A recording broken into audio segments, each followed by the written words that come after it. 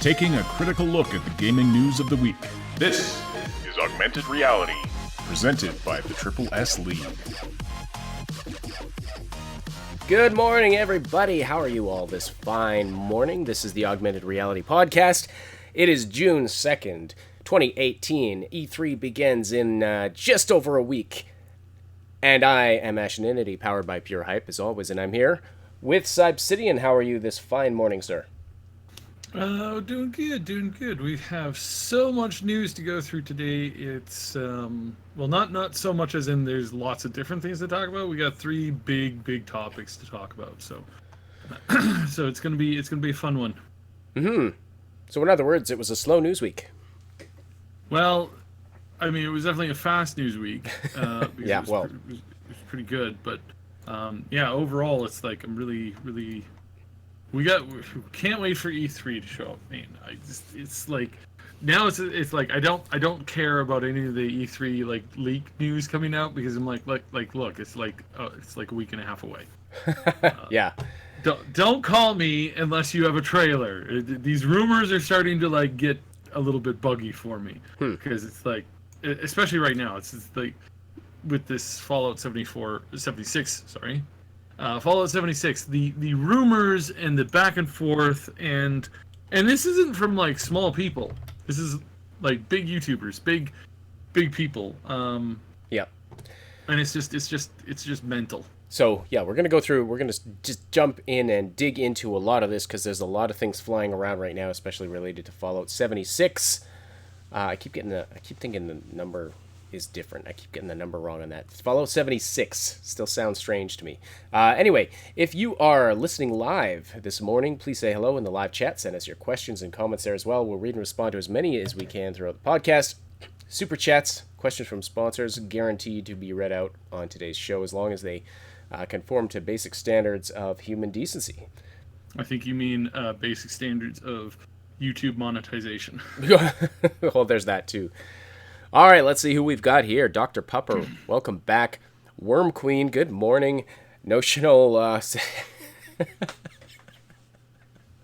Notional. It's so warm here, and there's a screaming poop factory. Help give me podcast. I love it. Thomas, hello. Adam and RPG Titan. Good morning, everybody. Good to see you all here. Notional, is that your baby? Because if it is, then maybe you should change the diaper. Just saying. If it's not, then we have another problem. If it's not, please tell me there is a parent there somewhere. All right. So, and Lego, good morning. Good morning as well. All right. So what are we going to dive into first here, Sab? So,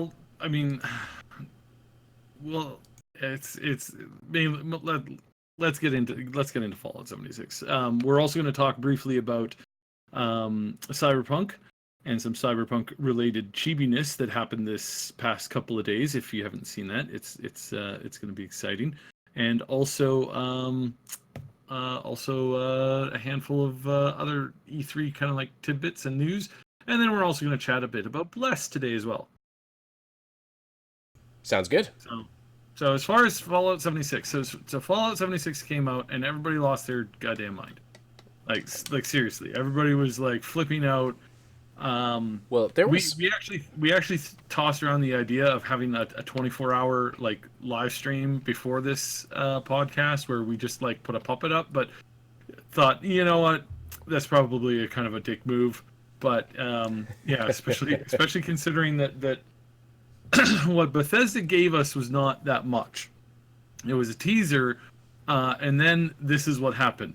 Chaos, pure and absolute utter chaos, thanks to a handful of very high-ranking media types out there, especially one from Kotaku, who happens to be one of the chief editors there. So yes. Yeah, Jason Schreier came out and said a whole bunch of stuff that a lot of people took to mean one thing, and then he backed it up, and then he withdrew it, and then he apologized for adding confusion, and then he told everybody to calm down. It's like, I wonder if the fact that you just made, 5 major titles for articles on your own website, I wonder if that had anything to do with, the confusing state that you put stuff in.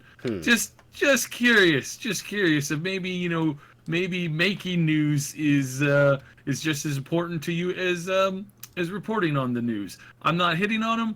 I'm just saying that, maybe if he had put things a little bit more carefully or had a little bit more respect for Bethesda's own release timeline, considering it's only a week and a half away, that probably would have been a nice thing too. So as opposed to going right for the clickbait. Yeah. As opposed to going to the clickbait and filling my my newsreel box, both video and Twitch,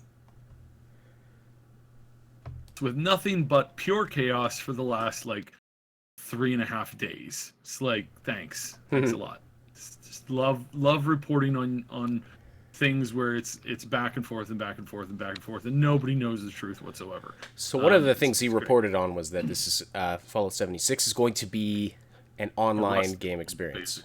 Basically a Rust clone. Let's start there. Let's not just we have been reporting for over a year, and Bethesda has been mentioning for well over a year now that they were going to try to start implementing more multiplayer optional content into their games in the future. This is not news. This is not some groundbreaking discovery. This is common knowledge that Bethesda themselves have admitted to as much, and we know from, again, their own kind of topics of discussion that this online components to some of their games, like co-op and stuff like that, is been there for a long time. So this is not news. And anybody who says, oh my god, the next Fallout game has multiplayer in it, no, we've been saying that for ages, and so has pretty much everybody else, because it's a well-known fact. So let's skip that little bit and go right into hey, it's a Rust clone. This is basically survival. This is basically a survival battle royale, is what he's saying. And that is where I think he really jumped the line. Now, they might have a mode in it that is survival, battle royale, because, why not? It's making tons of money for some people. And you're an idiot if you leave the most played game mode of the season or of the year or whatever, it's the I say it's the special of the month or special of the week kind of thing. Everybody's doing this. Everybody's making money off of this, and while there are still players that will play it, then you might as well, right? Because that's to have it as a game mode. Yeah, sure. Yeah. Otherwise, you're just kind of leaving money on the table for those people who would be interested in that. But it's not like it's like Fallout Battle Royale. That's not the central game. Yeah, no, it's not. And again, anybody with half a brain could have realized that even after last year, Bethesda made this video where they're like, single player gamers are important. This is an important aspect of our games. Yeah, they made a big deal of that in response to EA's asinine comment about single player gaming is dead. And the very next launch title that comes out, you honestly think that the very next launch title will be a complete 180 degrees away from that? Their fans would riot. Well, and that's what's been happening, because you had a bunch of these idiots, sorry to put it bluntly, but you had a bunch of these idiots who came out and said, hey, I've got an inside source. They say this is basically a Rust clone. This is Battle Royale. It's like, really, are we not prepared to assume that Bethesda has a little bit more, respect to their gamers than that? And then there was the leaks about the modded content is going to be strictly limited to content only created through the Creation Club, and will only be allowed to be played by after it's been officially approved and also charged to you by the studio Bethesda itself. Now, again, there are certain aspects in which this will happen. For example, if they do multiplayer, there's some definitely some anti-cheating issues that will definitely like show up with certain mods and stuff like that if you have an online component. But as far as the single player of any game, again, Todd has stated this numerous times that modding is a central core platform to their game. It makes the game what people like or people want to play it as, and there's no getting around that. There's no avoiding that as a general concept, as a general like this is where we want to head, this is what we want to do, et cetera, et cetera, et cetera. They know that that's what their players want. Yeah, that's what and their players want. That's and they respect that. As far as thus far, they really. It's also Creation Club aside. Well, technically, it's also really difficult to block people out from modding the game if you allow mods in some capacity. Right. If you give people a creation engine, the tools to the creation engine that you built your game in, it is not that hard to work around it. I mean, everything that Bethesda has put out so far has been worked around so far by the modding community. And again, I really, really doubt. I find it incredibly difficult to believe that they would invest so much time and effort to make sure that no mods come out. And then that leak post that came out has about that particular thing has been kind of disproven to be not necessarily correct as well. Yes, because there are going to be some trolls who, this kind of thing happens, and then they just start posting stuff saying, "Hey, I've got an inside source, blah blah blah." That says, yeah, I've got an inside source that they're going to give us all winning lottery tickets as well. It doesn't make it true. Like, seriously. Yeah. So, do we know? Have we heard anything yet about whether or not this is going to be built on the same engine as Fallout 4, or is it going to be something new? So this is where we've been reporting again for well over a year that Bethesda has been working on another Fallout type game. The signs were all there. Several good leaks were there. This 76 was actually the title was leaked a while ago. General kind of game concepts were leaked. Again, I know who the leakers are, and I know Bethesda knows who the leakers are as well. And they need to the leakers need to be really careful that they don't get blackballed from ever being able to get a peek at anything related to what Bethesda's working on in the future. Because also not only just Bethesda, it's like other game developers too. Right. If you leak stuff indiscriminately that ends up costing companies reputation and time and money, you are not going to be given access to anything in the near future, and people who work with you are not going to be given access. And there's a lot of very upset developers at some of these media sites recently. And again, this kind of boils down to that the people who report on game news need to at least have an ounce or two of scruples and I don't know, just general like journalistic integrity. Yeah, integrity as far as like trying to intentionally screw up things. Yeah, severely lacking in general. Yes, well, I mean, in general, this has been an issue. This has not been a new issue and hasn't been for a really long time. So we knew for quite a while that they were working on it. We even during last E3, we were when we were streaming it live, we mentioned that I'm hearing that there's going to be a new Fallout Light game. So not a main game, and lo and behold, a year later, it was off by a year. Although I said that it was maybe a little too early for it. Lo and behold, the game has come out, and it will be out probably even this summer. Yeah. Yes, it's been announced. Now, this general things we know from this. We know that this is a light game, hence it's not called Fallout 5. It's called Fallout 76. So unless you believe that they're skipping all titles between number 5 and number 75, then this is most definitely just a light game.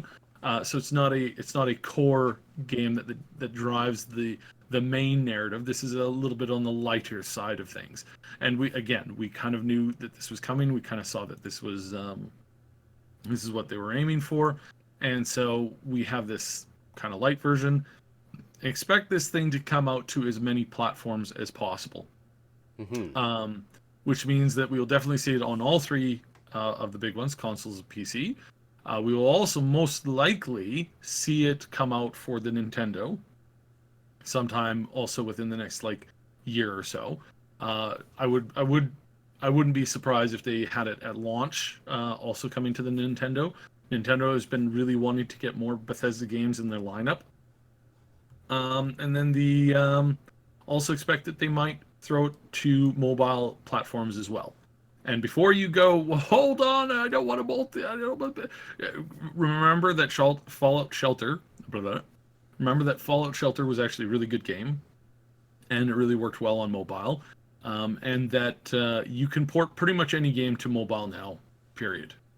We're at the point now where most of the top end mobile phones, the difference between those things and a gaming laptop is very little. There's very little difference between those as far as like power goes. Like, I mean, hell, my newest cell phone has as much power as most of my friends' laptops that they use to game on. Well, hence the reason that they're having trouble getting kids to not play Fallout in school, or not Fortnite. Sorry, Fortnite. Yes, playing Fortnite in school. I can't and remember. that's the other thing is Fortnite is built on the latest engine, and the latest Epic engine does make things run a little bit smoother and actually lowers the requirements for certain games if you were to do straight up comparison over identical games with identical graphics between their last engine and the current one. And this is actually a good thing. Just makes it so that they're improving the overall performance and whatnot. So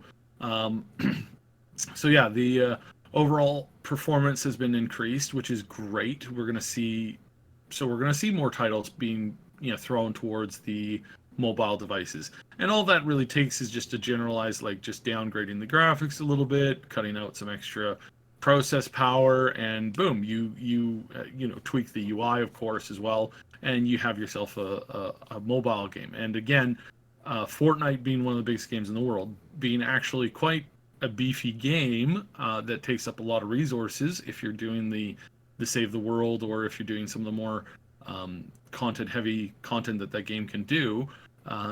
It does in fact allow for pretty good play. So therefore, if that thing can run on mobile devices, don't be surprised if more and more games are running on mobile devices again. And we may end up seeing Microsoft move a little bit more in this direction as well, with some of their game content, pushing more stuff, more of their titles onto the Windows, and then also the app thing. But that's a different discussion entirely. So at any rate, so we'll definitely see this on as many platforms as we can. It will definitely be multiplayer, probably group based. That 5-person co-op seems like a not too terrible of an idea. And there's a lot of content then in the current Fallout 4 and in Fallout 3 where having a group of 5 people would actually be a really good idea. Like, just buff the Super Mutant Behemoth a little bit, and you have yourself an amazing encounter that you can do with 5 people. So this is not something that hasn't been seen on the winds. This has been really obvious now for quite a while that this is their direction that they were heading in, and that they were looking at trying to branch into. And it's not a bad thing, because especially if this, and which I highly suspect that there will be a very solid single player and story campaign as well, and that there's going to be some pretty rad stuff as far as like placement and time, where this takes place and what happens to this. We can definitely see a lot of really, really amazing content as far as like story wise, really going back and sorting out the content in the story that you never saw that led to the events of Fallout 1 and Fallout 2 and Fallout 3 and Fallout 4. So this one, essentially, story-wise, it is a prequel to all of the other Fallout games. Yeah, well, sort of indirectly, yes, and that's a good thing, because there's been some minor retconning that's been happening in the later games, and And now if they can just tighten up that story and give us a little bit more of a direct control over that would be great, because I think Bethesda has been missing that. And I think also that they've been wanting to prove that they can really build out the story for the whole thing. One of the story aspects that I know has been pitched before, due to some contacts with the original creators of the Fallout, and when the IP got leased to Bethesda before it got completely taken over by them. One of the concepts was, hey, we should have a pre-war story, and tell the events leading up right up to the bombs falling. And lo and behold, what we got 4 was exactly that.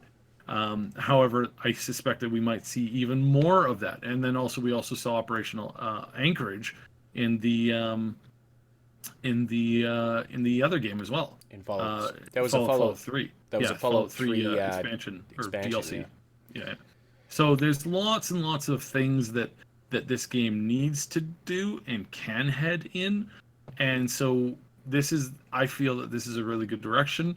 I was really hoping for kind of like going back to this time period anyways, because the early kind of Fallout, I really didn't like it when they pushed it so far out, like so far out is insane. I felt that they should have like tightened it up a little bit in the timeline, because 250 years, like, come on, it's like, I'm tired of seeing people's clothes that have lasted for 200 years in the apocalypse. Like, come on, really? It is a bit of an odd. Yeah, you run into the Vault-Tech salesman and he's wearing the same outfit, the exact same clothes. It's like that was his only outfit. He wore it from the time he was 50 years. Like, what did he do? Spend the entire time in a hotel? Like, dude, the guy must have had money for days. Like, 250 years is a long time. Well, and it wasn't. It was 200 years. It was 200 years, not 250. But this is pretty exciting for us, because this channel really started as we got our start doing a podcast about Fallout lore. So the chance to dig into that a little bit more again is pretty awesome. So Fallout 76, of course, set or at least centered around Vault 76, and This is you guys have no idea how fortuitous this is for us. We have 2 major Fallout related things in the pipeline that was going to be released very soon. TM. Big asterisk by that soon. Yeah. And I have also been working for well over the past year, perfecting a few more recipes of food items within the Fallout universe. And these are things that nobody else has done. Some of these things is stuff that absolutely nobody else has been able to do or pull off in any reasonable fashion. I was going to say the other word, but I guess fashion is a great one too. So we are going to have a ton of new stuff, and it is going to be great, and it's going to be so awesome. Cannot wait for what we're going to be doing. If you know anybody who has access to plutonium, give me a shout, because I do need a little bit of that. So I would just like to state that the previous statement by Subsidian is not endorsed by the Triple S League. So Vault 76 is one of the. Should we talk about the Vault lore just a little bit to touch on this? Let's hit this up. So Vault 76 is what is known as a control vault, because of course in the lore of Fallout we have Vault-Tech performing experiments on its vault inhabitants. So it created these vaults under the guise of, we're going to protect and preserve humanity in the case of a nuclear apocalypse. But now what actually was going on is Vault-Tech was performing experiments on the vault residents and doing all kinds of crazy things to them. And then Vault 76 is what was called a control vault. So it was kind of like a control group to all of these experiments that were happening. And the original plan, at least in the original lore, Vault 76 was supposed to open 20 years after the bombs fell. Now, we have, in the teaser, we see that the date is 25 years after the bombs fell. So, as I mentioned in our video earlier this week, either the date has been, like, the lore might have been tweaked a little bit, or teaser is taking place 5 years after the vault opened, although it looks like this, sort of big vault opening party had just happened. So, it's hard to say exactly what's going on there.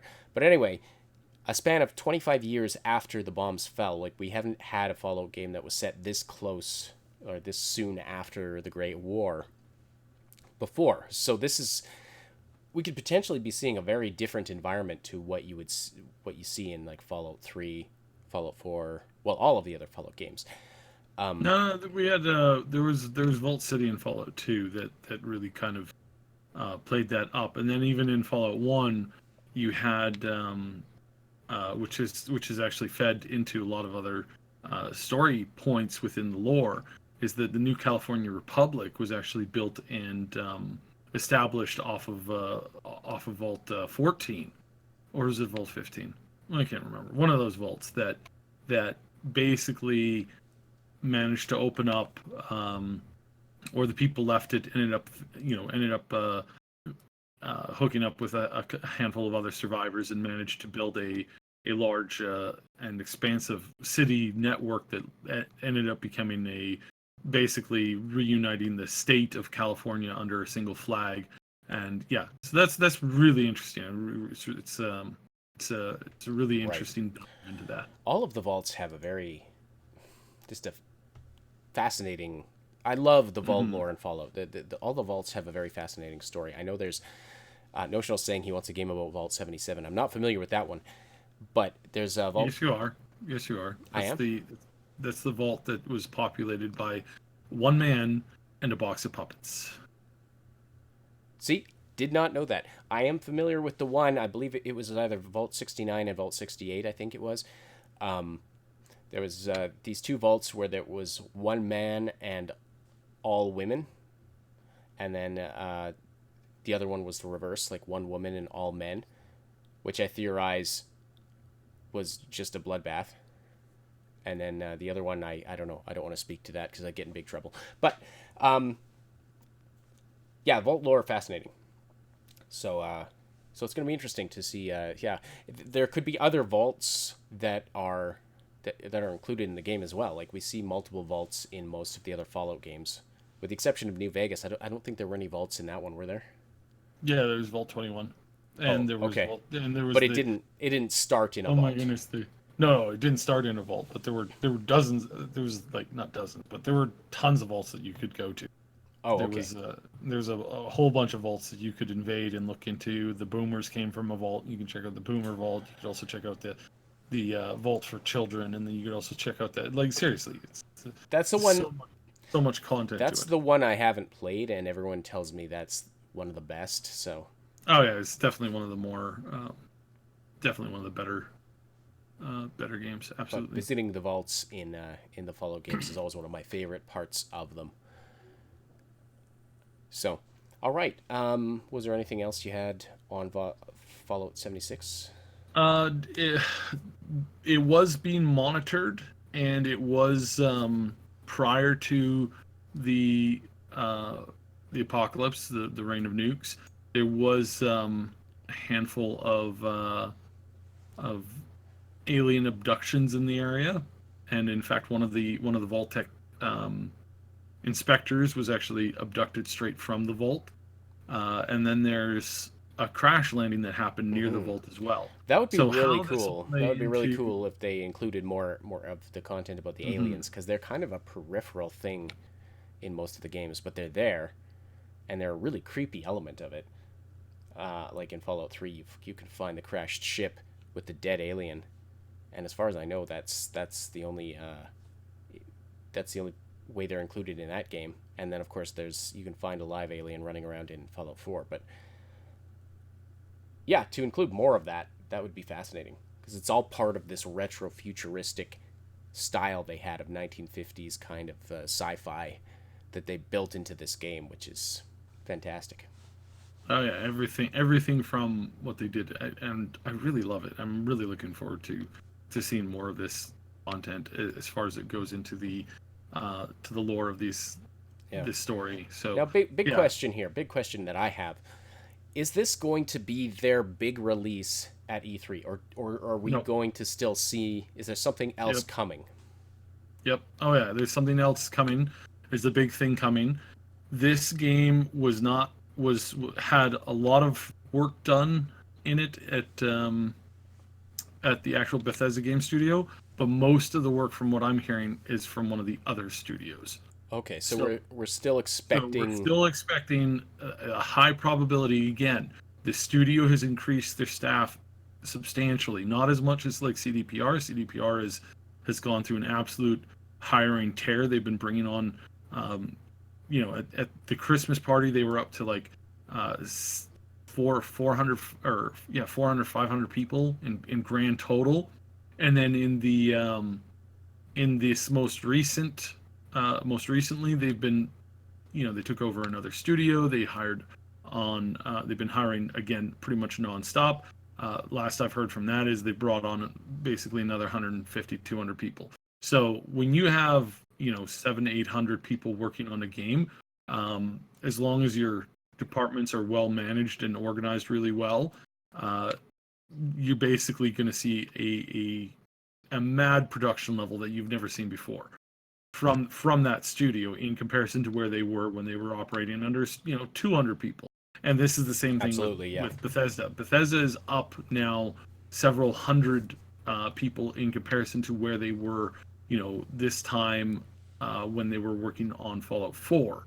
They are almost double. So we can expect either they're going to put out double the amount of games, or the games will be double as much polished and content added to them, or we will be getting double the number of major releases. So that's more or less kind of where it sits. And then of course you have to kind of bear in mind that as the games get a little bit more interesting, a little bit bigger, if they are incorporating multiplayer, then they do need more people just to make sure that those things run and function properly. So yeah, that's basically the gist of it. We could definitely expect to see some amazing content in the future coming from them, as far as like the way that they're speeding up progress. I think they want to have notable releases every single year, and they've had that for the last this year and last year. They've had notable releases, and I expect that we'll see some more noticeable releases this year, and then also next year. So yeah, I think they're ramping up. Excellent. Well, I'm going to go back and listen to some of our early podcasts and get some of that lore back in my brain and cringe at how awkward and low quality they are. Anyway, I'm going to read out some of our live chat comments here, but if you want to keep the conversation going after the live broadcast, we welcome you to join our Discord community. You can find the link in the description below. There's been some fun things going on there recently, tons of great conversation. It's a place where you can chat with us, you can chat with the other Triple S fans about all the things we love to talk about. You can meet people to game with, stay up to date about everything we're doing here at the Triple S League. We have started a guild for Bless Online. If you're interested in joining that, if you've been in part of the game, you want to join our guild. We're on the Marabi server on the Union side, so you can find more information about that on the Discord server as well. Click the link below to join, and be sure to say hi to us in the welcome channel. So, by the way, Tom, yes, you're absolutely right. The Mothership Zeta DLC for Fallout 3. Doi. I can't believe I forgot about that one. Yeah, I was going to mention that. Major brain fart there. It's like, okay. That was the only time you saw them. Well, okay, I didn't actually play that DLC, but I know about it. So that is inexcusable. I'm slapping my own wrist right now with this popsicle stick craft that my child made me. Better not. Good. All right, so as far as what else they're working on, we are definitely going to see something big. I do believe we're still going to see this Starfield, whatever this is. And I think we will see that in the fall, which is why I believe that we will see 76 come out sometime this summer, quite possibly at or within like a week or two of the E3 presentation. I think it's a strong possibility that they will have a summer release for the 76.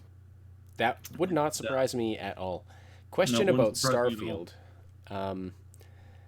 I just had this random thought this week. Is it possible that Starfield is the name of their new game engine? This is based on nothing but my own speculation, but what do you think about that? I doubt it. Yeah? Like, Okay. highly doubt it. Because they said numerous times before that they are working on a you don't really trademark engine names in the same way that they've trademarked stuff for Starfield. So no, I don't think that's Okay, fair enough. Like I said, it was just a random thought that came to me. I was like, I wonder if that's the name of the engine and not the name of the game. Okay, few chat comments here. Notional says Schreier did state that objectivity is a silly thing to strive for. Not familiar with that quote, but that isn't that the motto of all of journalistic media these days? Objectivity is dead. Yeah.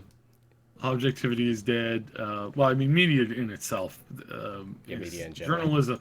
Journalism in general is dead, 100%. In every facet, you have people who either try to control, contort, alter, tweak, or interject their own ideas and information into it, and that I mean, reporting on news is very, very difficult in the Walter Cronkite days, and in the other days is like the guy reported the news flatly, objectively.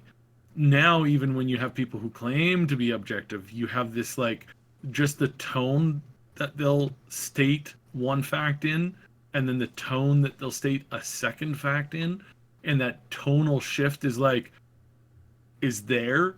You automatically can understand where the person is coming from. You absolutely understand, oh, this person believes X. But you have this in video games as well. It's like when people are reporting on games that they made by studios that they don't like, they are snide and somewhat contempt about having to report on it, or just openly hostile, as I've seen some reporters do in the last 2 years. There's been several games that I've worked on that have come out, and when the journalists are doing interviews about them, it's like, could you be any less like snide and ignorant and just dripping with contentment, like not contempt, contempt. Oh, crying out loud! Contempt. It's contempt. It's still early in the morning. I'm sorry. So, anyways, let's move on. What's the name of that guy from The Witcher 3 again? The main guy. The Witcher. We call him the Witcher. The Witcher. So let's move on to let's just briefly talk about Blessing, as you mentioned it in the thing. Bless has been out for just a couple days. It's still in its first week. As far as releases go for MMOs, it's been pretty smooth. Relatively speaking. Relatively speaking to relatively other MMOs. To anyone who's been playing it. Yes, there have been some major bumps in the road. But there have been MMOs where I got in for their quote unquote early access that lasted a week, and I maybe got 3 hours in, and the character chart got reset once or twice.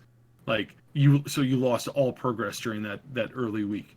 I mean, I've had some of the worst experiences in MMOs that other people seem to remember just fine. Just like, oh yeah, it's great. Like somebody talking the other day about how wonderful the release for the Warhammer MMO was, and I almost did a spit take. I was like, you're kidding, right? That was one of the worst launches that I can ever remember.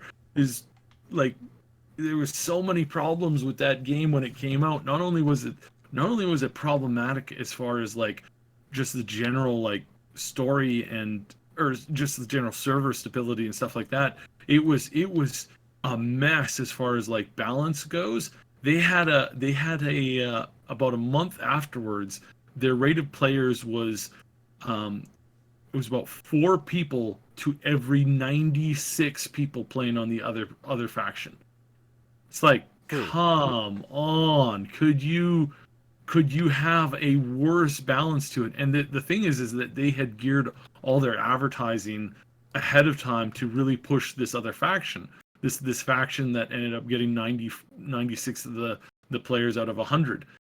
They really, really, really pushed this faction, and then they, at the last minute, when they realized, oh crap, we went way overboard, and now you didn't have PvP, you had camping.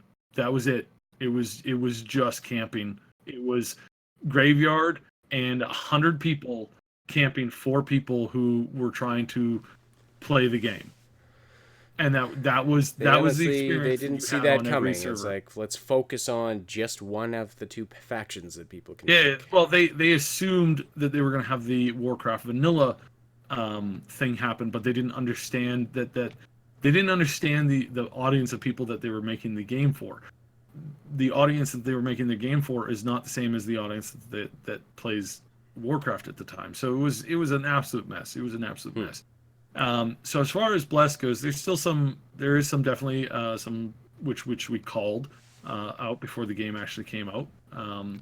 We 100% called that accurately. Is that the Union side is heavily overpopulated. It's difficult to roll new characters and new accounts on a lot of servers because the Union side is so stuffed full that they are saying no, sorry, come back later. Or they have a cap. They have a cap on it. They're keeping the servers relatively balanced. They're trying to. It's still ultimately it's still going to be really unbalanced. It's still going to have a lot of issues as far as the faction goes. And again, that goes down to the fact that the factions are really difficult to put into MMOs these days, and it would be better, and I'm sure it will be better when somebody comes up with an ingenious way of building an idea or a way to encourage people to balance out factions. There'll be some ingenious way that happens in the future, but unfortunately not in this game. So there's a little bit of a faction disparity. Balance of the classes was a bit of an issue. They've gone through one balance check already. So if you played the game yesterday, not yesterday, the day before yesterday, you were quite strong and you weren't having any issues. Then once you booted up today and yesterday, suddenly you found that a lot of your DPS for some of the classes dropped as much as like 20-30%. But that's just to make it. It's still not. It was just a little bit overboard, and so I think they scaled it back now and kind of balanced a lot more things out. So that helps, and we'll see how that goes over the long period. So I didn't notice because I finally figured out which of my attacks I can charge. So I was doing crazy damage. Yeah. And by the way, so I have a sniper attack that can do well over 1,000 damage if I can stand still and be a decent distance from the target. So when we're playing in a group, it's gonna be fun. With you as a tank and me as sniping from a distance, we're gonna be able to do some pretty awesome stuff. But now to answer the questions like why are MMOs fun, or why are they been having issues, or some of the stuff like that.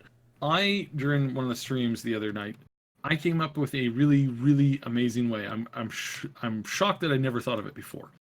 An MMO is essentially a bar or a pub.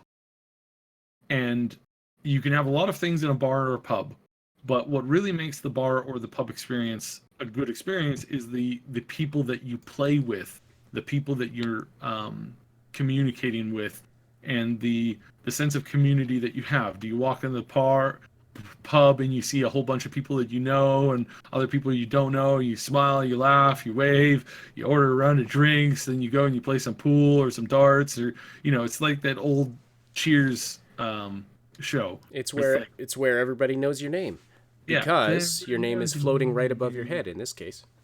In this case, yes, it is. But I think overall the experience that people are, when you play other games, it's much more like, especially some games, it's like it's a fast food thing, or it's like you taking it home. It's like you don't have to know or communicate or be with the people in the game. You don't have to get to know people to have fun in God of War. You don't have to know anybody else who's playing God of War to have fun with God of War, and you don't have to play it with other people. But where an MMO comes in is that thing with the community. Is like you're walking in, and if the community is toxic, then it's no fun being there. But if it's got good food and you're like, and that's what WoW is. WoW can be from times it was very much this like, oh, this is really good food, but I really hate being around some of these people. But then it became more and more about how they made the food cheaper, and it started getting more greasy and just wasn't cooked with as much care, and then you like suddenly you're chewing on something that's supposed to be like good fresh salad, and you get like a bit of like flabby fat from some pork gristle in there, and you're just like, what am I chewing on? Ah, This is becoming a very labored analogy. yes, extremely labored analogy, but ultimately that's kind of where I kind of feel about it. So if you are on the fence and you're like, I don't know if I want to play an MMO, just approach it with the concept of you're just using it to hang out with some people. And if you approach it from that angle and you have fun in that, then I think it's going to get a lot better. Yeah, it's repetitive and whatnot, and it takes a lot of time, but you don't have to make it be repetitive. You don't have to make it take up a lot of time.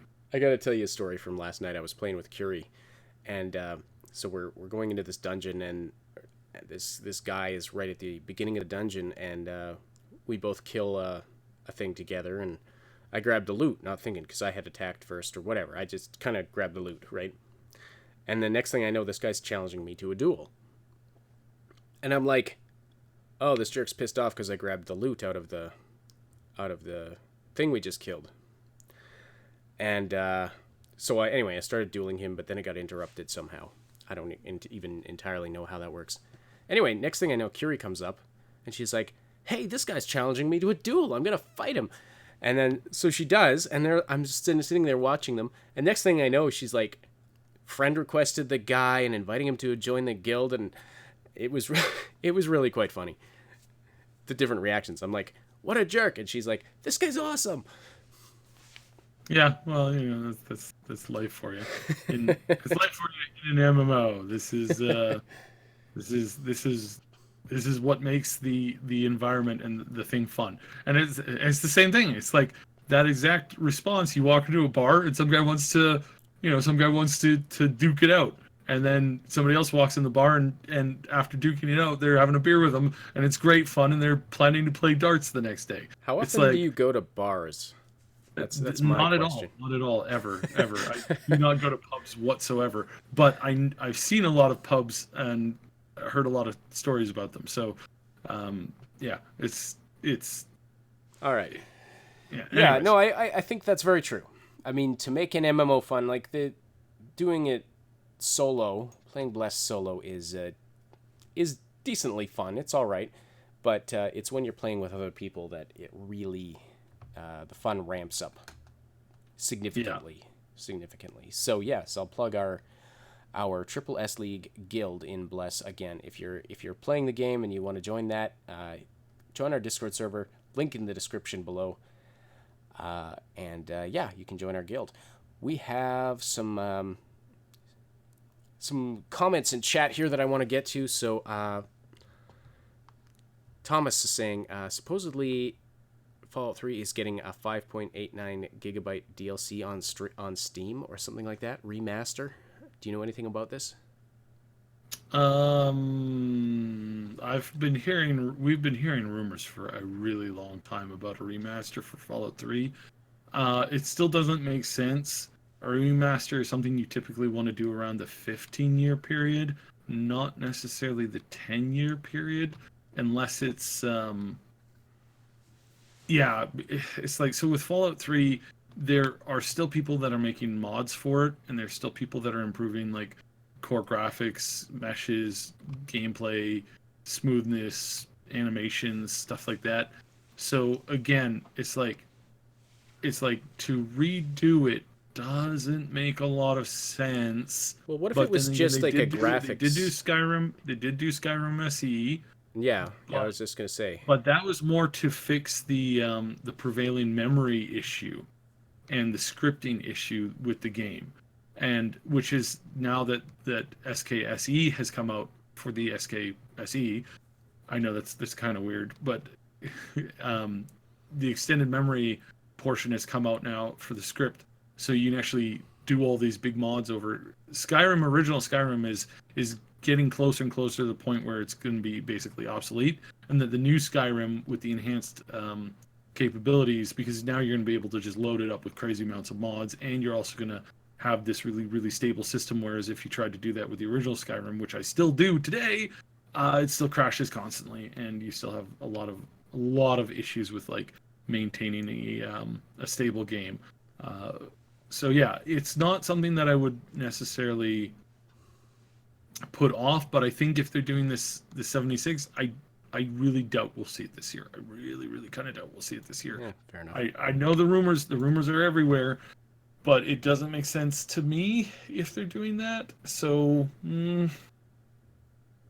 it's hard to say. It's one of those things where it's like, I don't know. Mm-hmm. I don't know. I wouldn't be surprised, but I will also not be surprised if it doesn't come out. Like if there's nothing for the for that to come out, then yeah, it's kind of like, well, you know. Hello, HTK Gaming. You did not miss the release date of Cyberpunk 2077. Notional's lying to you again. You gotta watch that guy. He's tricky. So if you missed it this week, this is going to be blatant self-promotion. My voice is all messed up because I'm still getting over a cold here, so I apologize for all my vocal flubs today. So we put something out this week that we've been working on for some time. Chibipunk, Cyberpunk Chibi. If you missed that, definitely go watch it. It's a lot of fun. It's shorter than we wanted to make it, but we did a chibi cartoon based on the two characters from the original Cyberpunk 2077 teaser. Now, it's been getting great response, and we appreciate everyone who's been liking and commenting on that. We want to make more of these, but we need to get more eyeballs on it if we're going to do that. We need to... we just need more views, basically. Yeah. Basically, we like great response, likes, comments, better than almost anything we've ever done before. And that's really, really awesome. But it does cost us a lot of money to put these things together and get them out.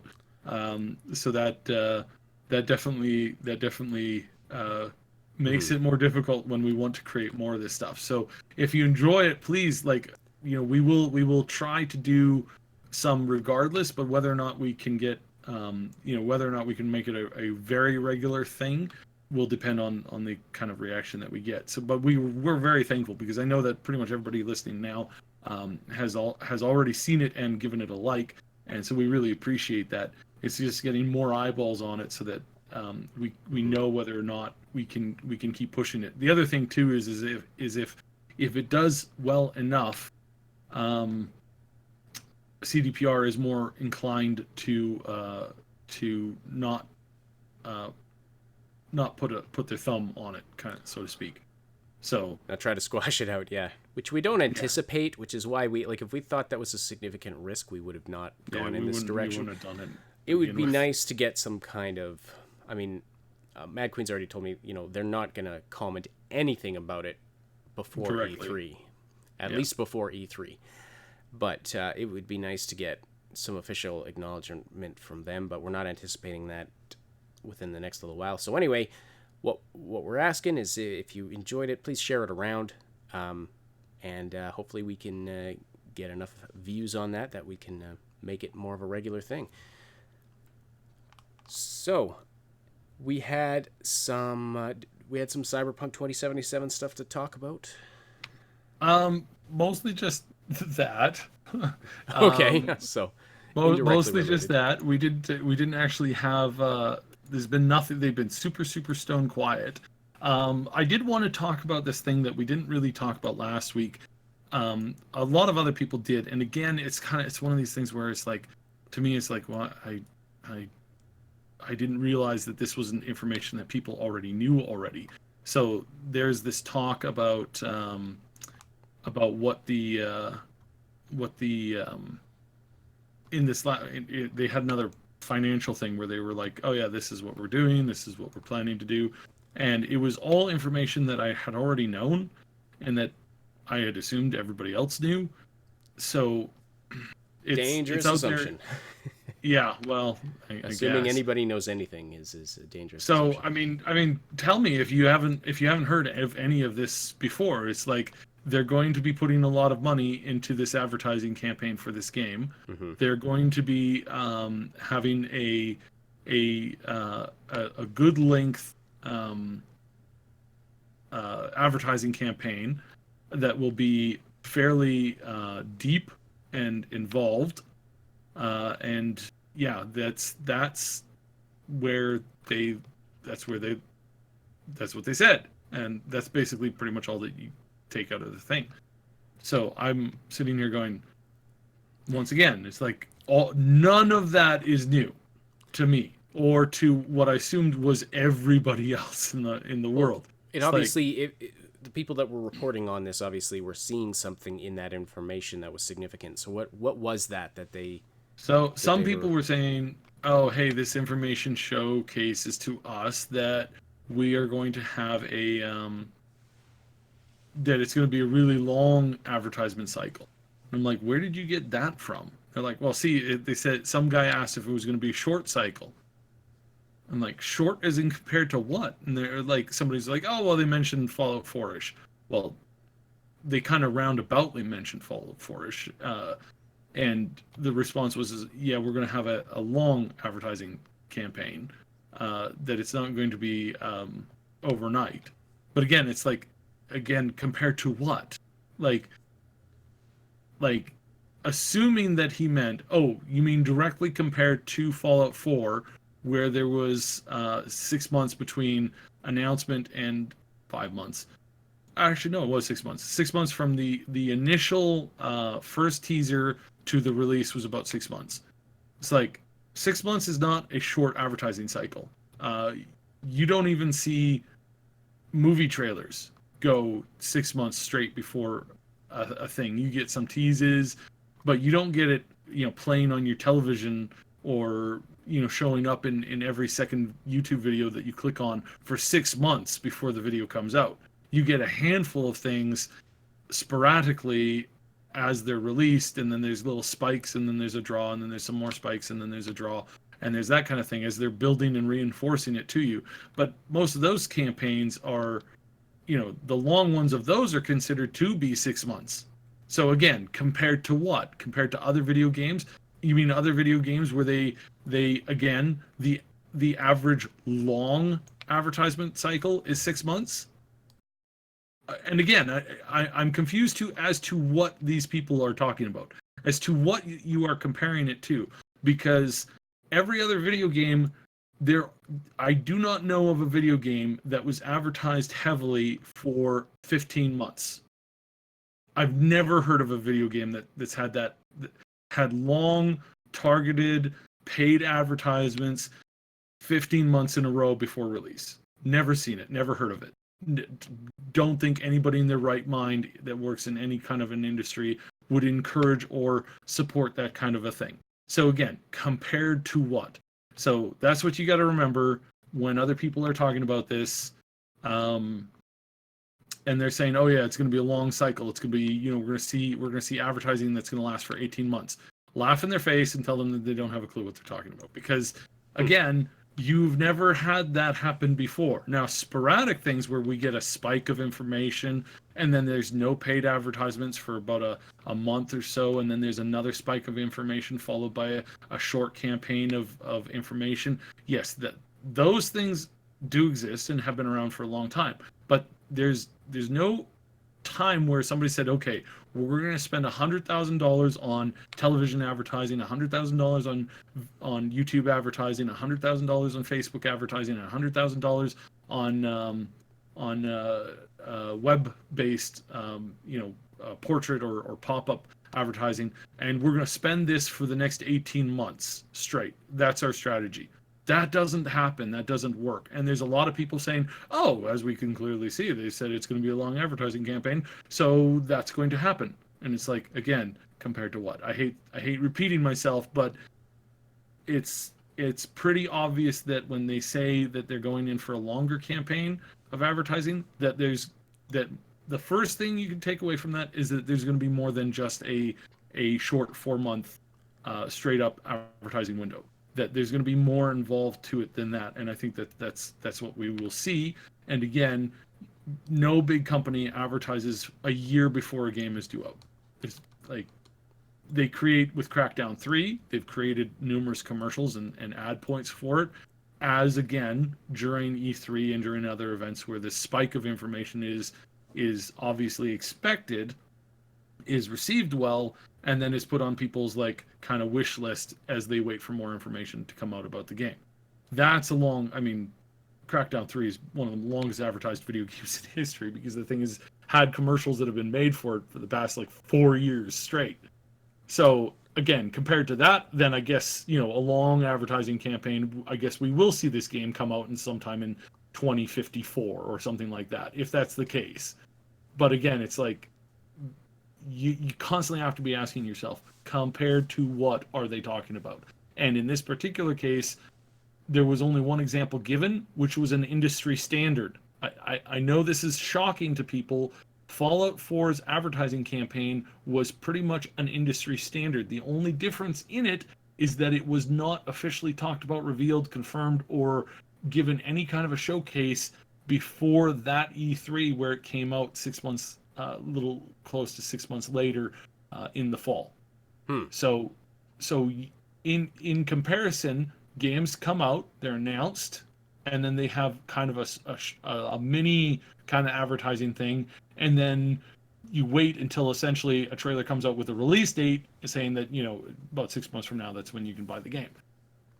There are some cases where people will do a year because they want to pull in as many pre-orders as possible, and then they want people to sit on those pre-orders for a long time.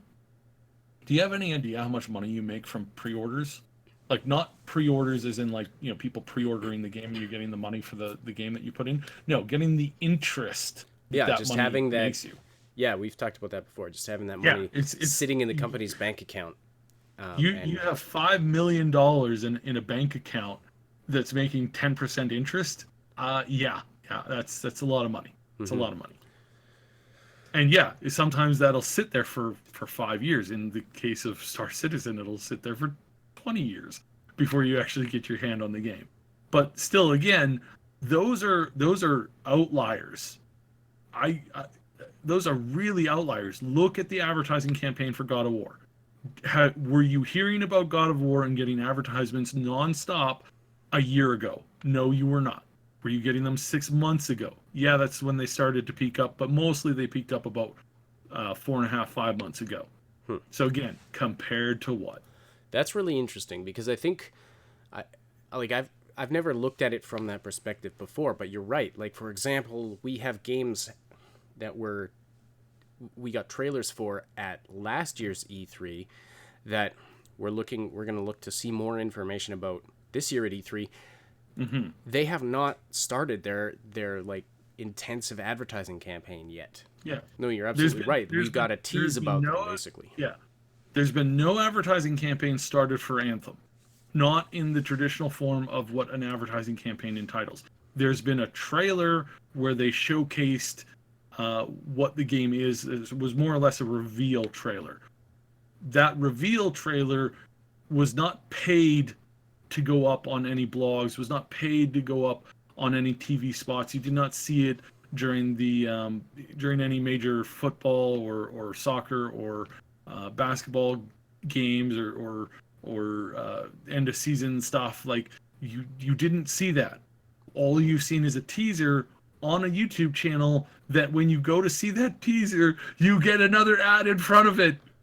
So it's like this is the way advertising works these days. And there's a lot of people who look at information that when it comes out, they make these long-winded jumps on and assumptions on information without comparing it or contrasting it to, anything that's industry standard now, and then taking a more like, balanced look at it. Instead, you have these people who make these asinine jumps to information, going, oh well, clearly this means that all this information. It's like the whole multiplayer thing.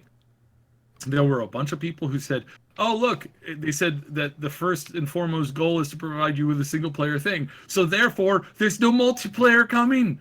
It's like, when did they say that? Yeah, no kidding.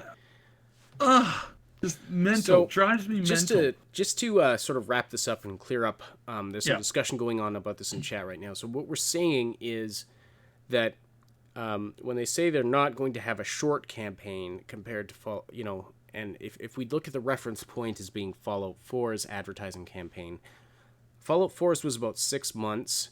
That what we're saying is that was not short, that was average.